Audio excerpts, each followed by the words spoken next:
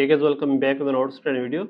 Guys, in this video, we will discuss how can you remove or cancel subscriptions on your Google. So simply, guys, if you subscribe any service on Google, so you want to remove some, so simply you can do it very easily. So first of all, guys, you may open Google in any browser. I am opening here Google Chrome, and then in search bar you may write here Google, and then guys you may open your account and click here on Manage Account.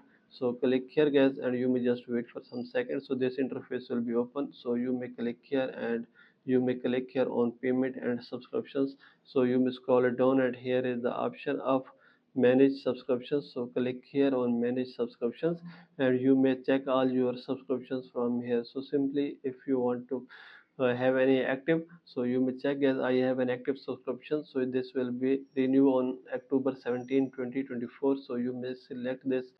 So this interface will be open guys. Here are two options: pause payments or cancel subscription. If you want to cancel your subscription, so you may click here and your subscription will be cancelled, and you will not be auto charged from here easily. So by all these methods you can remove or cancel your subscription on Google easily. So this is the video guys.